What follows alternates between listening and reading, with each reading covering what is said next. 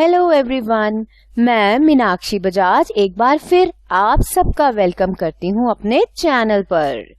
पिछले लेक्चर में मैंने आपको समझाया कि आरटीजीएस क्या होती है, उसके रिलेटेड क्या रूल्स हैं, और आज मैं आपको सिखाने वाली हूं कि कैसे करें पैसे ट्रांसफर आरटीजीएस के द्वारा। तो ये एक बहुत ही आसान सुविधा है जिसकी मदद से आप पैसा ट्रांसफर कर सकते हैं। तो आइए सीखते हैं कि कैसे करें पैसों को ट्रांसफर आरटीजीएस के द्वारा। तो आरटीजीएस से अगर पैसा आप ट्रांसफर करना चाहते हैं तो सबसे पहला रूल तो ये है कि कम से कम राशि होनी चाहिए 2 लाख रुपए की। इससे कम राशि आरटीजीएस के द्वारा ट्रांसफर नहीं की जा सकती। अब बारी आ जाती है अपर लिमिट की कि हद से हद कितना पैसा आरटीजीएस के द्वारा ट्रांसफर किया जा सकता है।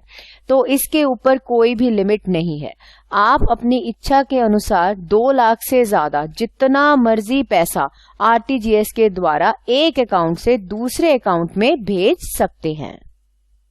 जैसे कि मैंने आपको समझाया कि आरटीजीएस एक पर्सन भी कर सकता है, एक फर्म भी कर सकती है और एक कॉर्पोरेट हाउस भी कर सकता है। एग्जाम्पल में मैं आपको समझा रही हूँ पर्सनल अकाउंट की एग्जाम्पल। जैसे कि देखिए यहाँ पर मैंने बात की है मिस्टर अखिल की। मिस्टर अखिल पैसा ट्रांसफर करना चाहते हैं जो कि है 2.5 लाख रुपए मिस्टर चेतन को, और जैसे कि अमाउंट 2 लाख से ज्यादा है, उन्होंने निर्णय लिया कि वह आरटीजीएस की मदद से पैसा ट्रांसफर करेंगे। अब यहाँ पर समझिए, जो इंसान पैसा ट्रांसफर कर रहा है, मतलब पैसा अपने खाते में से दे रहा है, उसे बोला जाता है रिमिटर, और जिसके खाते में पैसा जमा होना है उसे बोला जाता है बेनिफिशियरी। इसे रेसिपिएंट भी बोला जाता है। आरटीजीएस करते समय कुछ एक जरूरी इंफॉर्मेशन आपको अपने बैंक को देनी पड़ेगी। अब क्या है ये जरूरी इंफॉर्मेशन जो आपको देनी पड़ेगी? तो सबसे पहली इंफॉर्मेशन तो आपसे ये पूछी जाएगी कि आप कितना पैसा ट्रांसफर करना चाहते हैं। दूसरी बात, जिसको आपने पैसा देना है उस पर्सन का क्या नाम है, मतलब जो उसका खाते में नाम है उसके बैंक में, वह नाम आपको प्रोवाइड करना पड़ेगा। उसके बाद जिसको पैसे भेजने हैं उसके बैंक का नाम और उसके बैंक की कौन सी शाखा में आपने वो पैसा भेजना है। जहां पर आप पैसा भेजना चाहते हैं उस ब्रांच का आईएफएससी नंबर क्या है। अब यहाँ पर आईएफएससी नंबर आपको बेनिफिशियरी से ही पूछना पड़ेगा, पर अगर आप उससे नहीं पूछना चाहते तो आप इंटरनेट की मदद से बैंक का नाम डालें और उसकी शाखा का एड्रेस डालें, तो वहां का आईएफएससी कोड आपको इंटरनेट पे मिल जाएगा। इसके अलावा और भी इंफॉर्मेशन आपसे मांगी जाएगी, जैसे कि जो बेनिफिशियरी है उसका पूरा अकाउंट नंबर क्या है।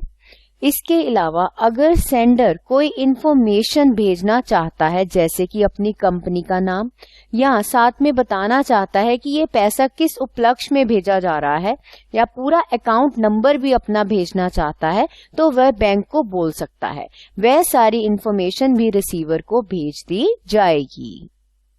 आरटीजीएस 2 प्रकार से किया जा सकता है। जैसे कि अगर हम ये चाहते हैं कि हमने आरटीजीएस करना है ब्रांच मोड से, तो इसका मतलब ये है कि सबसे पहले जो रिमिटर है, जो पैसा भेजना चाहता है, वह जाएगा अपने बैंक। उसे अपने बैंक जाना पड़ेगा और वहां जाके बोलना पड़ेगा कि मैं आरटीजीएस के द्वारा पैसा ट्रांसफर करना चाहता हूँ। ऐसा बोलने के बाद जो आपका बैंक होगा वह आपसे पूछेगा बेनिफिशियरी की डिटेल्स के बारे में। वह आपसे जानना चाहेगा कि आप किसे पैसा भेजना चाहते हैं। ये सारी इंफॉर्मेशन आपको एप्लीकेशन फॉर्म में लिख के भेजनी पड़ेगी। अब आपको ये अच्छे से समझाने के लिए मैं आपको बता देती हूँ कि किस प्रकार से बैंक्स में ये फॉर्म होते हैं। यहाँ पर देखिए, मैंने फॉर्म लिया है स्टेट बैंक ऑफ इंडिया का।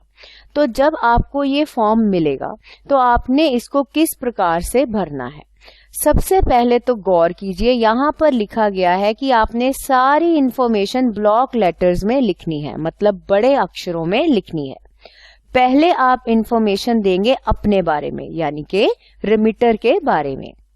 उसमें आप सबसे पहले बताएंगे जो खाते में आपका नाम है वह, उसके बाद अपने खाता नंबर, उसका पूरा नंबर आप यहाँ पर लिख देंगे। इतना करने के बाद आप इंफॉर्मेशन भरेंगे रिसीवर के बारे में, यानी कि बेनिफिशियरी, जिसे आप पैसा भेजना चाहते हैं।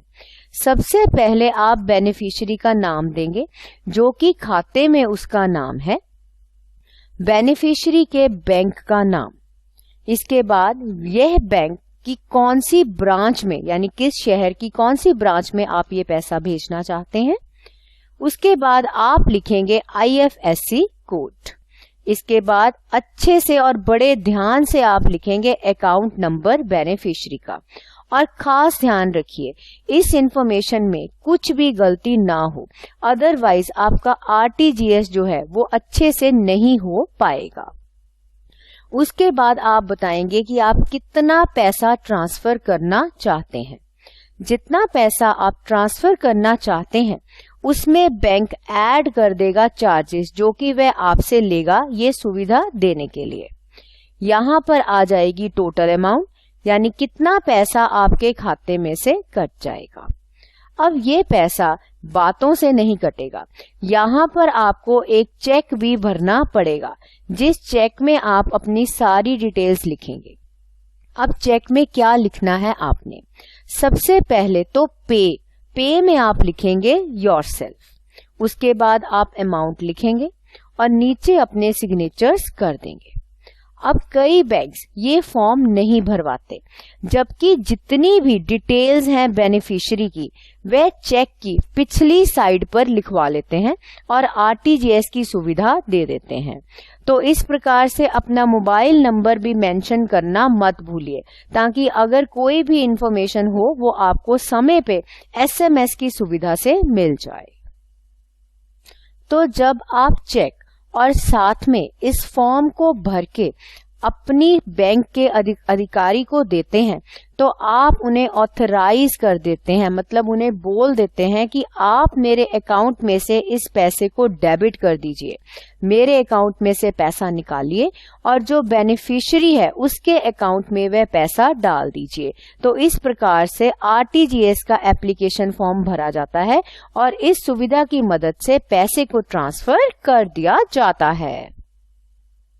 अब ये तो था ब्रांच मोड, पर अगर आप घर बैठे बैठे ही RTGS करना चाहते हैं तो वह भी मुमकिन है, क्योंकि 14 दिसंबर ईयर 2020 को रिजर्व बैंक ऑफ इंडिया ने ये बोला कि RTGS की सुविधा 24 घंटे 7 दिन यानी कि साल के 365 दिन आपको मिल सकती है। तो आप चाहें तो रात के 12 बजे या रात के 2 बजे भी RTGS कर सकते हैं, यानी कि RTGS हो सकता है ऑनलाइन। उसके लिए आपको करना पड़ेगा एक काम। सबसे पहले तो आपको अपने बैंक में जाकर एक फॉर्म भरना पड़ेगा और बैंक को रिक्वेस्ट करना पड़ेगा कि आपको इंटरनेट बैंकिंग और मोबाइल बैंकिंग जो भी आप चाहते हैं वह सुविधा दे दे। तो उसके बाद आपको वह सुविधा मिल जाएगी, और जब आपको ये सुविधा मिलेगी तो बैंक आपको प्रोवाइड करेगा एक यूजर नेम और पासवर्ड, जिसकी मदद से आप जब चाहें इस सुविधा को यूज कर सकते हैं। अब हम जानेंगे सबसे पहले कि मोबाइल की मदद से RTGS कैसे किया जाता है। तो स्लाइड में ध्यान से देखिए। सबसे पहले तो आपको अपने बैंक की जो ऐप है उसे प्ले स्टोर से जाके डाउनलोड करना पड़ेगा, और जब आप ऐप को डाउनलोड कर लेंगे तो सबसे पहले आप उसमें लिखेंगे अपना यूजर नेम और पासवर्ड भरेंगे और लॉगिन के ऊपर क्लिक कर देंगे। तो जब आप अपने मोबाइल ऐप में लॉगिन करेंगे तो आपको स्क्रीन के ऊपर ये दिखाई देगा जैसे कि आप स्लाइड में देख। अब अगर आपने डिसाइड किया कि हम तो यूज करेंगे मोबाइल ऐप, तो मोबाइल ऐप को जैसे ही आप लॉगिन करा तो उसके बाद ये खुलेगा आपकी स्क्रीन के ऊपर। और जब ये स्क्रीन के ऊपर खुलेगा तो यहाँ पर अब आप गौर कीजिए, आपको यहाँ पर दिखाई दे रहा है दूसरे नंबर पर फंड ट्रांसफर। तो जब आप फंड ट्रांसफर क्लिक करेंगे तो फंड ट्रांसफर क्लिक करने के बाद वहां पर ऑप्शन आएगी ऐड की। ऐड क्या करना है आपने? Add beneficiary. कई बैंक्स यहाँ पर ऐड बेनिफिशियरी नहीं लिखते, वह लिखते हैं ऐड रेसिपिएंट। दोनों का मतलब बिल्कुल सेम ही है। तो आप यहाँ पर ऐड करेंगे बेनिफिशियरी के रिलेटेड इंफॉर्मेशन। वो इंफॉर्मेशन हो सकती है उसका नाम, उसका अकाउंट नंबर, उसकी ब्रांच का IFSC नंबर। तो जब आपने इतना काम कर लिया उसके बाद आप भरेंगे ट्रांजैक्शन पासवर्ड। अब जो ट्रांजैक्शन पासवर्ड है वो भी आपको बैंक ही प्रोवाइड करता है। उसको भरने के बाद आपको आएगा क्लिक OTP के लिए। तो आप OTP पे क्लिक कीजिए और आपके रजिस्टर्ड मोबाइल नंबर पर आपको OTP आ जाएगा। जब वह OTP भर देंगे आप, उसके बाद समय है वेट करने का। अब यहाँ पर बैंक अपना समय लेगा उस रेसिपिएंट को क्लियर करने का। कई बैंक्स 1 घंटा 2 घंटा इतना समय लेते हैं। जैसे ही रेसिपिएंट ऐड हो जाएगा आपके रजिस्टर्ड नंबर पर एक SMS आ जाएगा, यानी आपको पता लग जाएगा कि बेनिफिशियरी ऐड हो गया है। और बेनिफिशियरी जैसे ही ऐड हो जाएगा फिर आप दोबारा से लॉगिन करेंगे। दोबारा लॉगिन करने के बाद आप जब खोलेंगे तो वहां बेनिफिशियरी की लिस्ट में आपको उस पर्सन का नाम दिखेगा। तो दोबारा से आप फंड ट्रांसफर पर ही क्लिक करोगे तभी आपको दिखेगा बेनिफिशियरी का नाम। फिर आप उसमें लिखिए कि आप कितनी अमाउंट उसको भेजना चाहते हैं। फिर दोबारा से OTP आएगा और OTP भरने के बाद ही आप ट्रांजैक्शन को पूरा कर पाएंगे। अब ये तो थी मोबाइल बैंकिंग की बात। अब मान लीजिए कि आप मोबाइल से पैसा ट्रांसफर नहीं करना चाहते, बल्कि आप पैसा ट्रांसफर कर रहे हैं अपने लैपटॉप या अपने कंप्यूटर से। सिस्टम बिल्कुल सेम ही है बट दिखेगी विंडो थोड़ी सी अलग। जैसे यहाँ पर भी ध्यान से देखिए, आपका एक रिटेल लॉगिन है। यहाँ पर आप भरेंगे अपना यूजर ID और पासवर्ड, जो कि मैंने आपको बताया बैंक से ही आपको मिलेगा। और यहाँ पर आपने ये भरना है। आप अगर टाइप नहीं करना चाहते तो आप यहाँ पर एक काम और भी कर सकते हैं। जैसे कि आपको दिख रहा है यहाँ पर बना है एक वर्चुअल कीबोर्ड। यहाँ पर आप अपने माउस या कर्सर की मदद से इसको क्लिक करते हुए इसे टाइप कर सकते हैं। ये आपको हैकिंग से बचा सकता है। इतना करने के बाद ये जहां पर जो ये वर्ड्स लिखे हुए हैं जिसे कि कैप्चा कोड बोला जाता है, ये आपने फिल कर देने हैं। तो जब आप इनको फिल कर देंगे इस बॉक्स के अंदर, उसके बाद काम है बहुत ही आसान। इतना करने के बाद आप सबमिट के ऊपर क्लिक करेंगे। उसके बाद फंड ट्रांसफर का सारा प्रोसीजर बिल्कुल ही सेम है। तो इस प्रकार से OTP भरते हुए और बेनिफिशियरी ऐड करते हुए आप पैसे को ट्रांसफर कर सकते हैं। अब यहाँ पर आपके दिमाग में एक बात जरूर आई होगी कि जिसको मैंने पैसे भेजे हैं उसे कितनी समय के बाद पैसे मिलेंगे। जैसे हमारी एग्जाम्पल में हमने पैसे भेजे थे मिस्टर चेतन को, तो उनके अकाउंट में ये पैसा हो जाएगा क्रेडिट, मतलब जमा हो जाएंगे पैसे। समय है 30 मिनट, इससे ज्यादा का समय बैंक नहीं ले सकता। और मिस्टर चेतन को आ जाएगा SMS कि उनके अकाउंट में 2.5 लाख रुपया ट्रांसफर हो गया है, और वह भी घर बैठे बैठे। तो इस प्रकार से ये बहुत अच्छी सुविधा है जिससे आप पैसा ट्रांसफर कर सकते हैं। और मुझे उम्मीद है कि अब आपको RTGS करना जरूर आ गया होगा। हम मिलेंगे बहुत जल्द एक नए वीडियो लेक्चर में, जिसमें जानेंगे कि नेफ्ट की सुविधा क्या है और वह किस प्रकार से की जाती है। तो मिलते हैं बहुत जल्द।